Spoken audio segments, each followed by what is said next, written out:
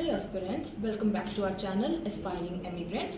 कुछ दिन पहले हमने रीडिंग की एक वीडियो डाली थी regarding list of headings and उसमें बहुत सारे बच्चों ने वो रीडिंग ट्राई करके देखी and they got really good band scores.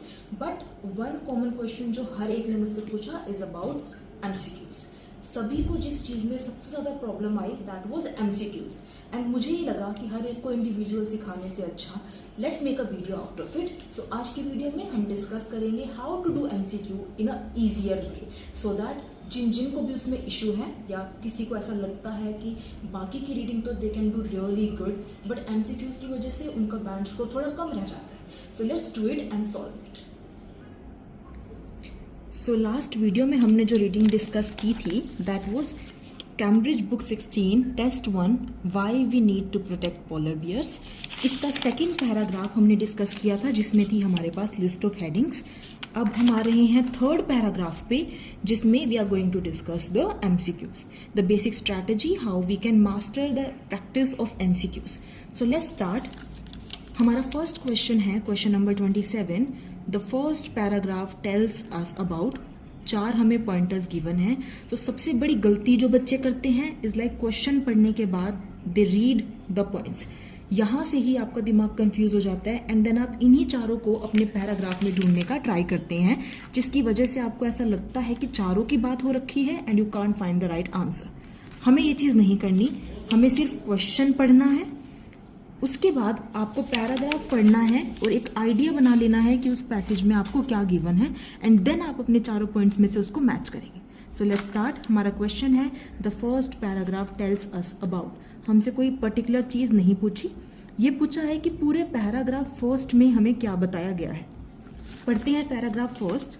According to a leading business consultancy 3 to 14% of global workforce will need to switch to a different occupation within the next 10 to 15 years।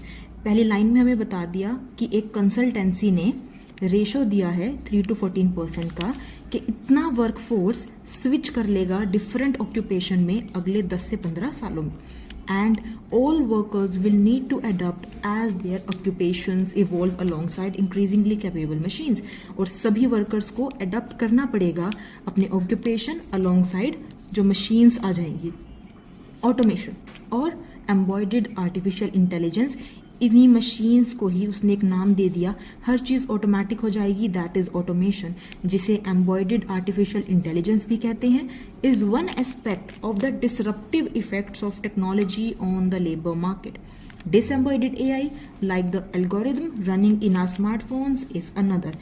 तो इसके बाद हमें 2 इसके negative effect बताए, disruptive मतलब negative. तो इस पूरे पैराग्राफ में जो हमारी बात हुई है, सबसे पहले तो कितने % वर्कफोर्स जो है डिफरेंट ऑक्यूपेशन पे जाएगी, उसके बाद सभी वर्कर्स को अपने ऑक्यूपेशन को मशीन्स के आसपास ही लेके जाना पड़ेगा, ऑटोमेटिक मशीन्स हर जगह फैल जाएंगी जिसका एक डिस्ट्रप्टिव इफेक्ट है। अब हम पढ़ते हैं अपने पॉइंट्स। तो हमारा पहला पॉइंट कहता है the kind of jobs that will be mostly affected by the growth of AI. Kind of jobs हमें गिवन बिल्कुल भी नहीं है, हमें नहीं पता कौन सा सेक्टर अफेक्ट होगा, सो ये हमारा ऑप्शन नहीं है। The extent to which AI will alter the nature of the work that people do. Extent मतलब परसेंटेज, रेशो हमें गिवन है 3 to 4%, अल्टर के लिए switch to a different occupation. तो इसके हमारा आंसर राइट होने के चांसेस बहुत ज़्यादा हैं। नेक्स्ट पढ़ते हैं the proportion of the world's labour force who will have jobs in AI in the future. Proportion की अगर हम बात देखें वर्ल्ड की लेबर फोर्स के जिनके पास जॉब होगी, फ्यूचर की बात है, हमारे पूरे पैसेज में परसेंटेज सिर्फ एक ही बार गिवन है और इसमें हमें ये नहीं बता रखा कि कितनों के पास जॉब होगी। जॉब स्विच करने की बात हुई है बट दैट डजंट मीन कि इतने ही लोग जॉब करेंगे, सो इसी वजह से ये भी हमारा ऑप्शन नहीं है। The difference between ways that embodied and disembodied AI will impact on workers, हमें एम्बॉयडेड और डिसएम्बॉयडेड एआई में कोई कंपैरिजन नहीं गिवन, सो हम उसका डिफरेंस नहीं समझ सकते। सो जो ओनली आंसर हमारा सही है that is B. So 27th का आंसर हो गया बी। तो इससे हमें पता चलता है कि हमें सारे पॉइंट्स नहीं पढ़ने, पहले हमें पैराग्राफ पढ़ना है और उसके बाद मैच करना है कि इसमें से हमारा सबसे मोस्ट सुटेबल पॉइंट कौन सा है। एक और ट्राई करते हैं। According to the second paragraph, what is Stella पचीदीज व्यू ऑफ नॉलेज इकोनॉमी।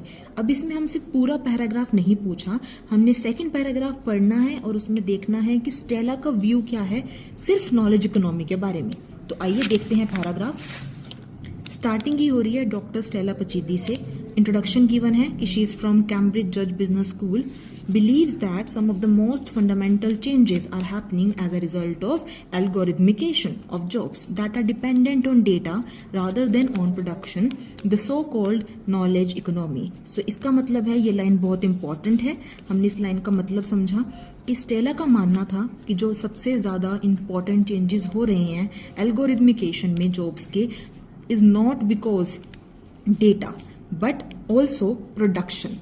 तो production is very important in this, और इसी को उसने नॉलेज इकोनॉमी बोला।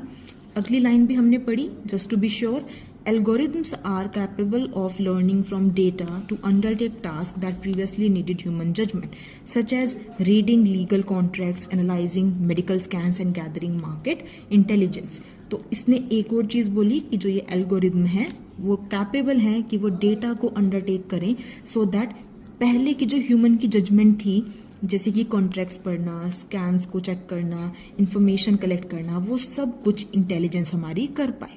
अब हम उसको मैच करते हैं हमारे पॉइंट से कि ये जो चीज़ इसने कही है कि डेटा और प्रोडक्शन की इंपॉर्टेंस है नॉलेज इकोनॉमी में, इससे मैच होता हुआ हमारा कौन सा ऑप्शन लगता है।